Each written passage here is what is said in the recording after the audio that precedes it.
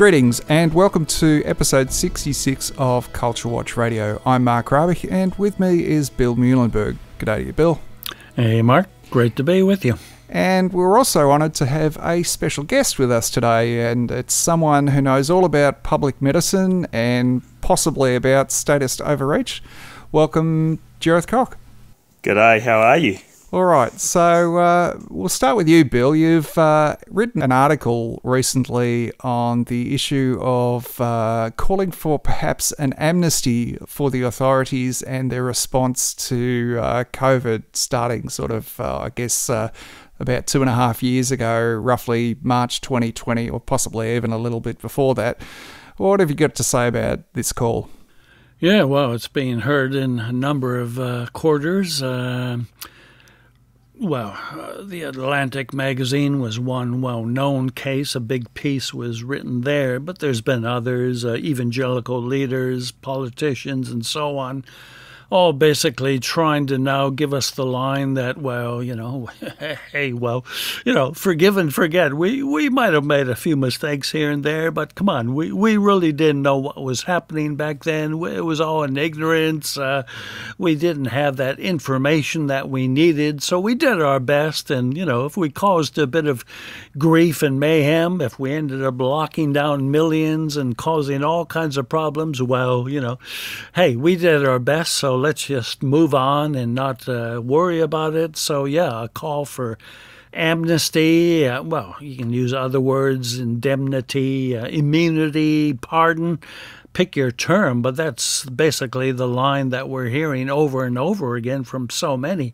I know you're a little bit upset. You didn't like the lockdowns. You didn't like, seeing your grandmother die alone or being locked out of your own friends and families for months on end, kept in a 5-kilometer radius, 1 hour a day allowed outside, on and on the list goes.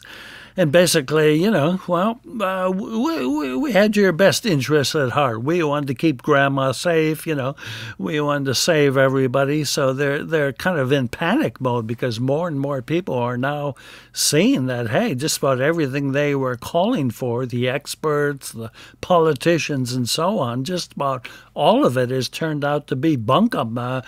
Whether the masks, the mandates, the jabs, the lockdowns, the whole bit. It's been even much of the mainstream media of late is saying, hey, I think we got it wrong and we really overstepped things and maybe there should be a reckoning. Maybe there should be a few apologies coming.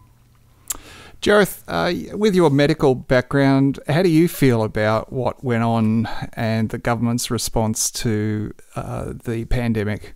Starting with, would you even call it a pandemic? Oh, look, technically it was a pandemic. But then again, swine flu 10 years ago or so, that was a pandemic too. So calling something a pandemic, isn't necessarily saying that it's going to be very, very severe.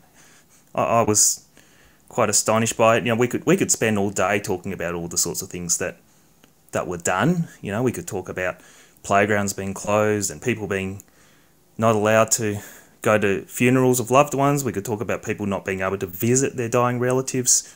We could go on about all these sorts of things, the police brutality, people being shot at and pepper sprayed, and people being fined for talking in the park, disabled people being told they not allowed to stop and take a rest when they're on a walk. We could talk about the military patrolling the streets and the armoured vehicles.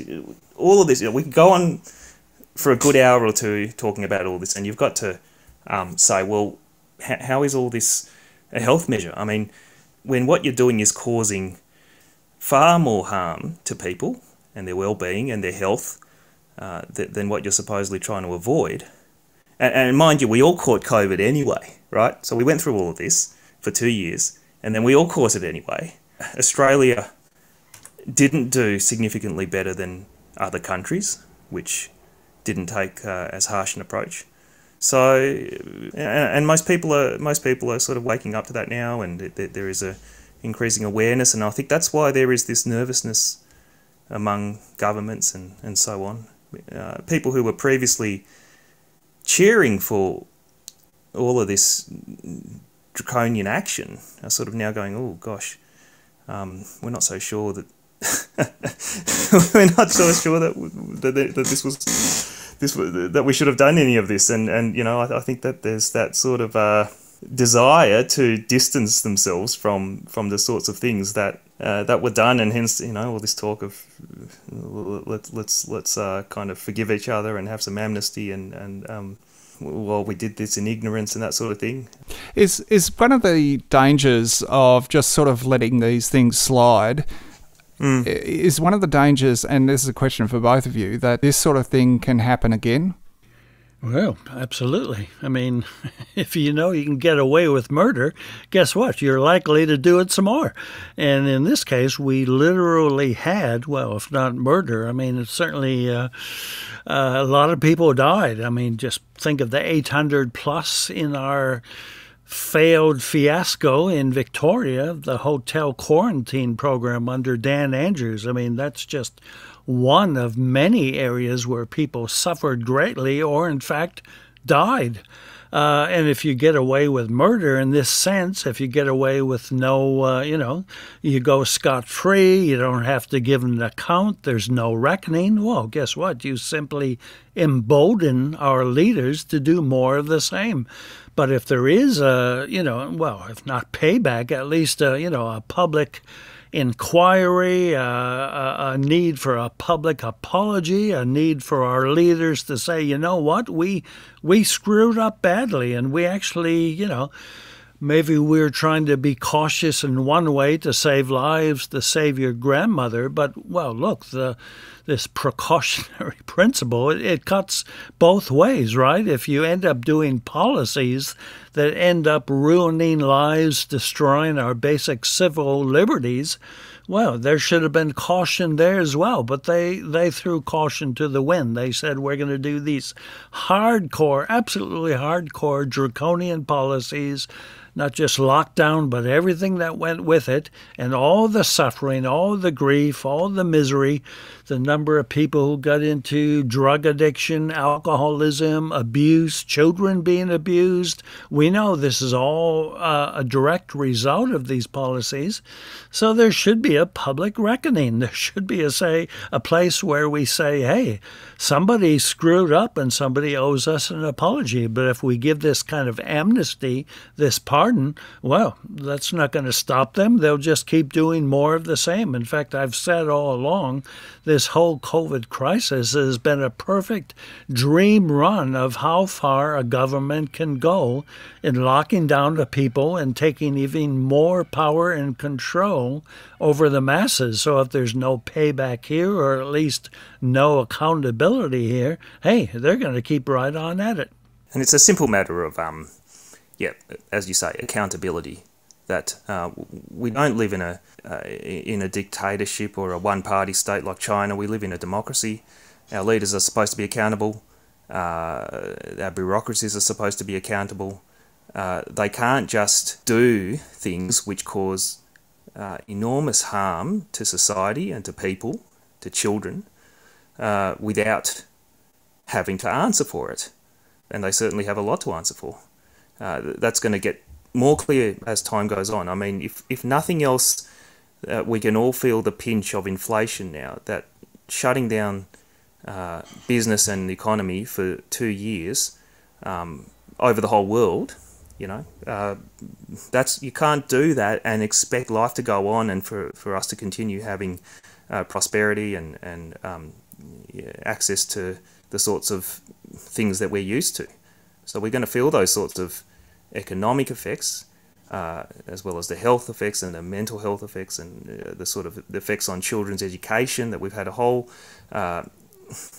cohort of young children now deprived of education for a couple of years, kept at home, kept from proper socialisation and kept from normal physical activity. I've talked to people in the education sector and they're saying that we're seeing these sorts of consequences now in the children and their development and their well-being and their education. And just the other day there was something in the Herald Sun newspaper about Victorian children having regressed quite a long way in their academic scores. So all of this has happened. Are we just going to sort of sweep it under the carpet? Well, I think it's way too big to sweep under the carpet. One of the things that some of the people, I suppose, who would want to defend themselves would probably say is that, well, for starters, I think they would say that they carry the moral high ground because they would say, well, we were trying to save people. And the other thing I guess they would say is, well, we didn't really know, what was happening and how to respond to this. So we were kind of feeling our way in this situation. What would you say to that? Can I respond to that? Go ahead. No, we can do both, but go ahead.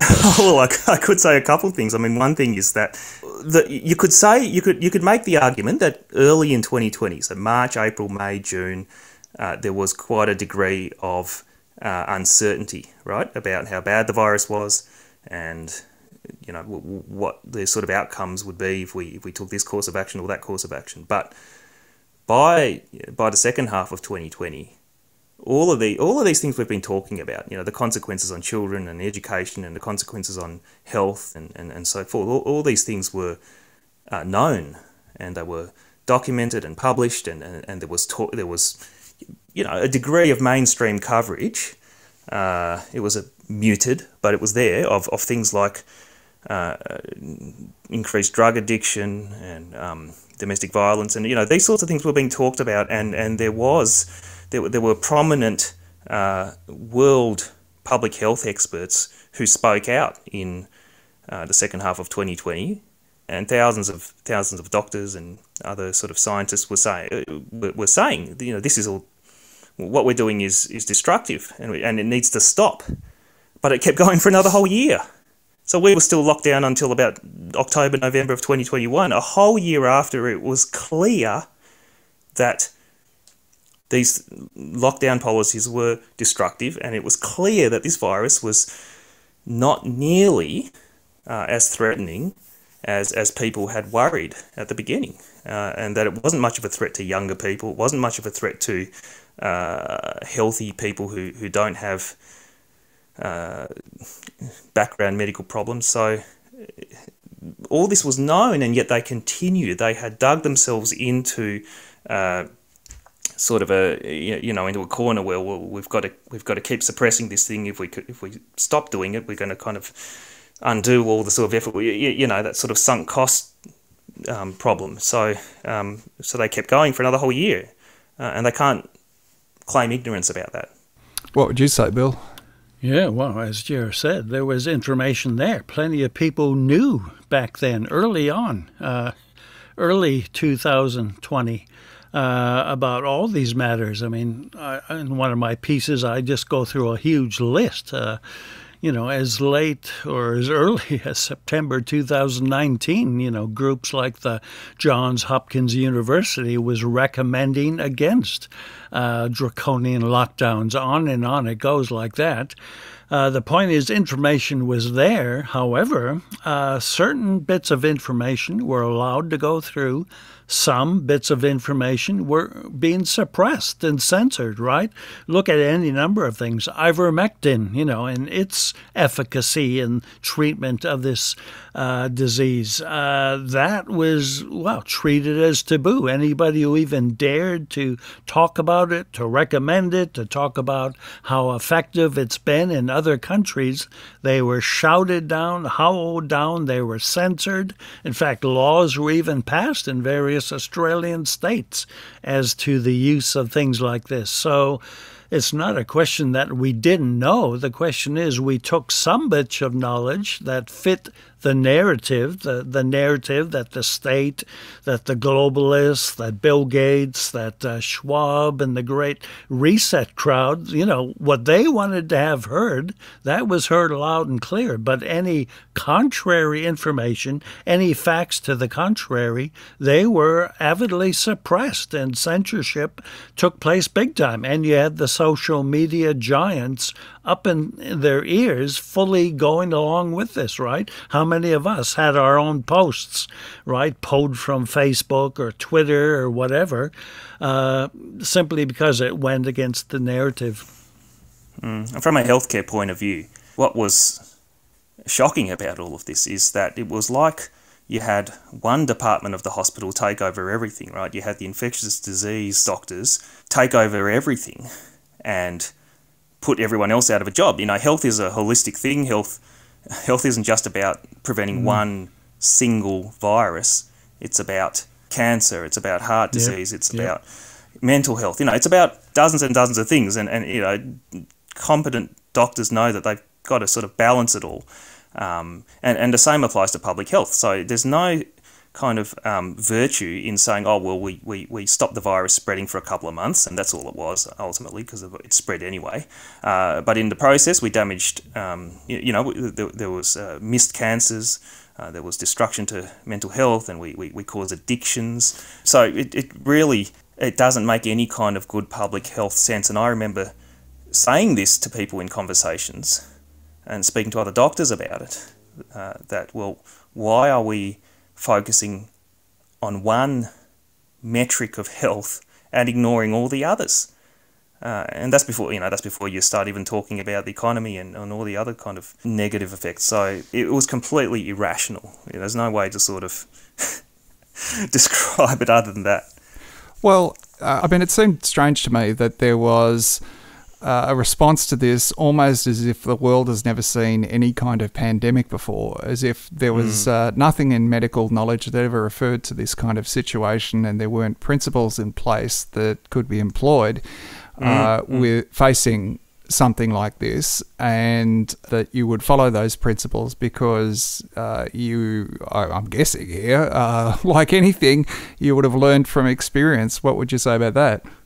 Well, what Bill said just a bit earlier is correct. Bill mentioned that in 2019 there were things published. So this is before COVID. There were policies published in multiple countries, and in our own country, Australia, in 2019 there was a respiratory pandemic plan published, saying that no, we shouldn't have these big border closures. We shouldn't have widespread restriction of movement. We shouldn't be. And if we do any of these things, they should be for a limited time. And this is and this is the same thing has happened all over the world, that every country has had pandemic preparedness plans, specifically for a respiratory pandemic, for a big outbreak of a new kind of influenza or something like that. But they were just thrown out. And new policy was just cooked up on the spot, on the fly, right? So well-prepared plans were just abandoned, and it sort of defies belief. Why did that happen? I think it was part of the panic and the hysteria. I think, at least. I like aviation analogies, and I kind of think of a plane that's encountered an emergency, and they have what they call quick reference lists that one pilot keeps flying and the other one pulls out this list and goes through very quickly a checklist that has been composed after just... You're talking billions of hours of flight time in various situations, and as well an understanding of the engineering of the aircraft. And the pilots are judged based on their competence in their ability to follow these lists and these procedures that have been set in place. And of course, what you would expect to happen is if a pilot decided, I'm just going to throw away the list and follow, make it all up, as you say, as you go. I don't think too many people would be surprised that it would end up with some level of tragedy in that kind of circumstance. Would you be happy flying with a pilot who was prepared to throw away the checklist? Probably not. So, Bill, you published a second piece as a bit of a follow-up on the issue. What did you discuss in that? Well, simply the fact that the true believers are still going to be there. It doesn't matter how much evidence, how many facts, how many things you present to them. They still want to believe the narrative. They're still locked in their, what we could call Rona cultism. It really has become a cult for many of these people. So a lot of them were simply denying, nobody's calling for amnesty. Nobody's calling for forgiveness, so I just thought, this is madness. It's not just, say, a well-known article in The Atlantic which got a lot of attention. And I said there's others, Christian leaders and so on. But in this second piece, I simply went back from the beginning. What were our leaders saying about this whole situation? So I just took two, one from Australia, one from America. I quoted Scott Morrison. Remember him? Used to be our prime minister back in October 2020, saying that the government would have complete indemnity. There would be no liability for side effects from vaccines, even though the experts said it would be inevitable there would be side effects from these vaccines. The Morrison government said there would be no compensation scheme. There would be no way for people to, who did suffer from any ill effects, including death, obviously, no way for them to seek any kind of compensation. So, this is not just some recent magazine piece. This has been basic policy from day one. The same in the U.S. We had this whole thing where the Freedom of Information Act was used against the Food and Drug Administration. A judge finally had to get the FDA to say, look, your plans for, Pfizer in this case, to not have any direct knowledge of what was the data used to license their vaccine, none of that to be revealed until 2096. Wakey, we're talking 75 years. Pfizer did not want this information to go public. So finally, a judge had to say, sorry, this is not going to happen. So again, when you have big pharma, you have the big state, all basically saying from day one, well, we effectively want amnesty. We want pardon. We want immunity. If there's any, negative outcomes from all this, hey, don't stick it on us. So for those true believers who try to say this is all myth, nobody's calling for amnesty, hey, it's been part of the plan from day one. It's not the way to build confidence, is it? Say that you'll all be in the ground before anyone can see the data. Yeah.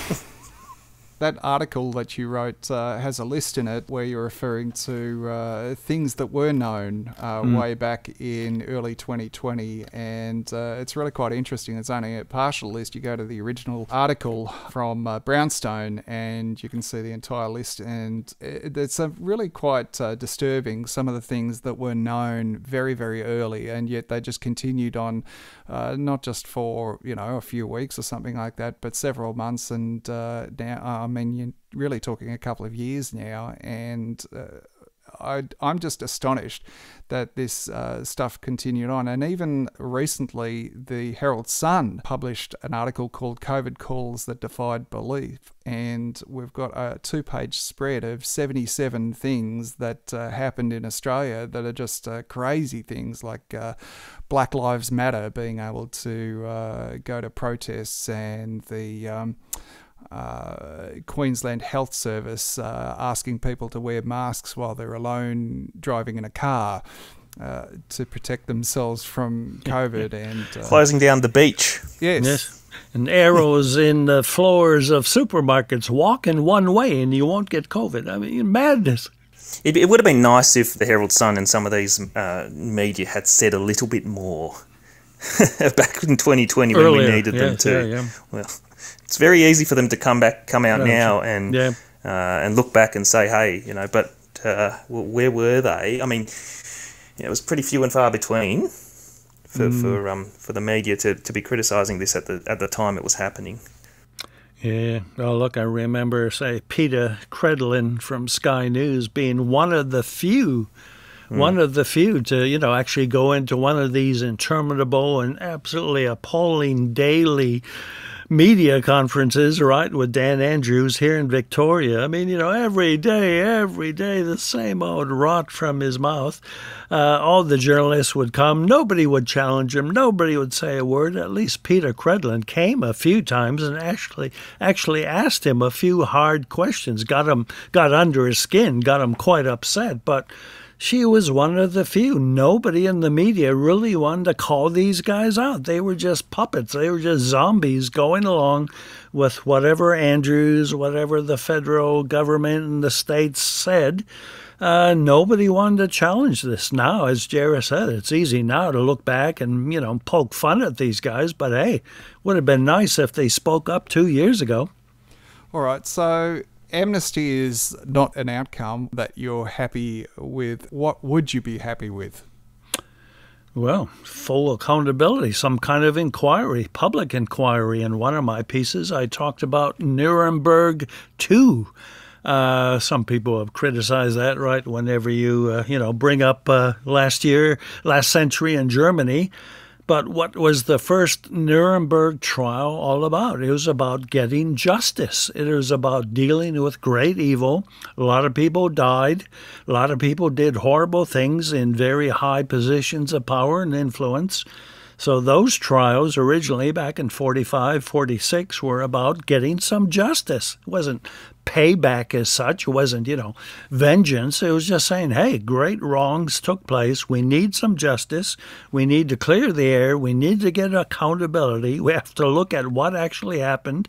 And if there was real guilt, guilt deserves punishment. So in a sense, I think we need something like this now as well. Some kind of public, whether it's a royal commission, who knows what form it'll take, but, it'd have to be global because so many governments got in on the act.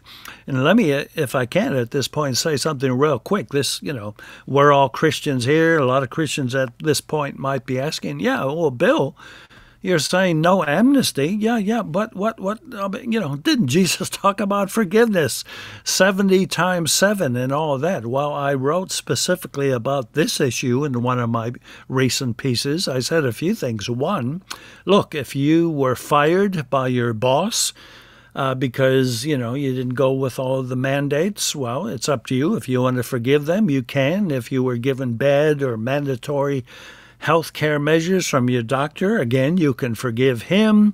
If your local politician basically caused you to lose your employment and all the rest, again, you can do this. You can forgive an individual as an individual. But what we're talking about here is systemic, hardcore, governmental, and, health bodies, scientific bodies, corruption and ineptitude and malfeasance at really high levels. So that's a different ballgame. We're not just talking about me forgiving Joe over there. We're talking about corruption and real problems higher up. And lastly, as I say in one of my pieces, actually, Jesus made it clear. He said in many places, look, if your brother sins, rebuke him. If he repents, forgive him. I mean, we seem to have lost that whole side of the Christian coin. Forgiveness in large measure is dependent on the guilty party acknowledging their guilt, saying they're sorry, and repenting. So in this case, we're looking for Dan Andrews, Morrison, Biden, Macron, Trudeau. We're looking for them to acknowledge, hey, we did some really bad things. We caused some real harm. So if you want to forgive these guys, I would think the first step is they have to admit they're guilty. They did wrong, and they should apologize. It's important not to conflate forgiveness with amnesty Condoning. from crime. Yeah. So, amnesty from crime. So if somebody assaults me, I can forgive them by not seeking revenge charges and punching them back. But if they assaulted me seriously, or your wife, or vandalised my property or something like that, and you still make a report to the police, and because a crime is a crime, and if crime isn't sort of dealt with according to the justice system, then we have a breakdown of civilization, basically. And the Bible teaches that there is a role for law, and there's a role for governments dealing with crime. And when crimes are committed by people in power, well, it's the same thing, So we don't have to sort of try to go to Dan Andrews' house and spit at him or throw bricks at his house or whatever, but we can seek, redress through proper channels, proper legal channels when that's necessary, and it definitely is necessary.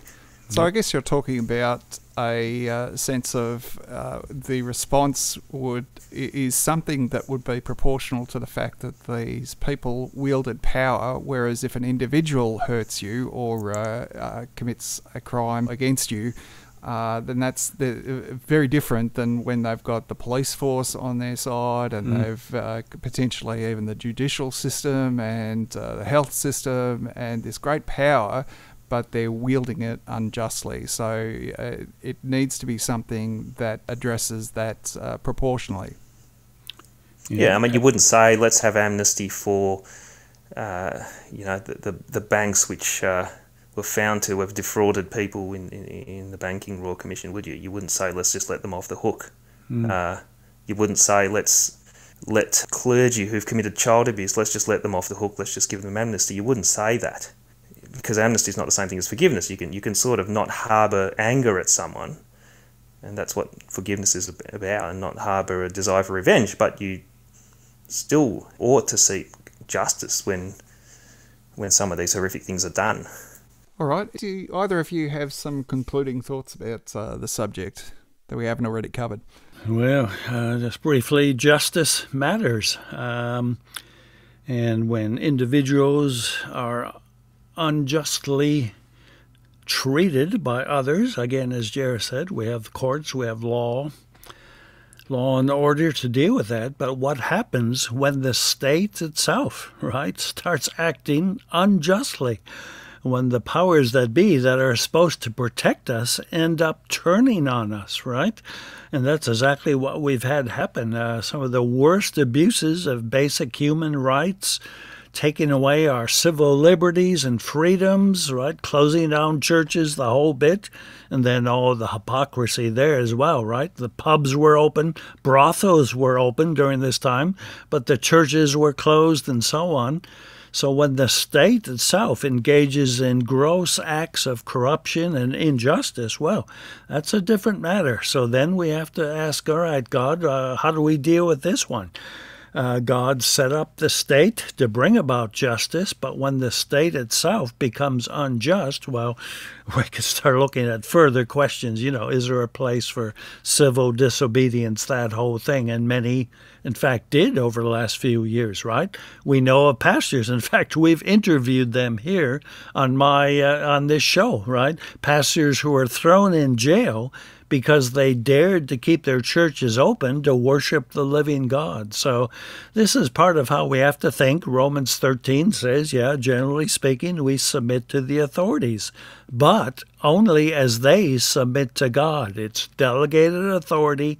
When they overstep their boundaries, well, that's a different matter, and Christians need to think long and hard about how we live in a culture like that. I think it's important to hunger and thirst for justice, and to not forget when people have been very seriously harmed, to not forget that, not sweep that under the carpet. But I think those of us who, I guess you could say, are in the resistance or the freedom movement, I think we need to be patient. I think this is going to play out over time. If you listen to some other commentators who have spoken about this, people, they seem to be saying, well, things are likely to work out. I mean, not fully work out. I mean, I think people will get away with things, but if we're patient and if we let these things play out and I guess keep being that squeaky wheel, we may see some things acknowledged and put right to some degree. I mean, we have to accept that there are some things which we'll have to wait for eternity before they're set right. So we're going to require patience, I think. All right, I think we'll wrap it up there. I want to thank you both for coming onto the program. Thanks, Mark. Thanks, Jared. Thank you. It's been a good talk. And there's more on the CultureWatch website. Join us again next time with another episode of CultureWatch Radio.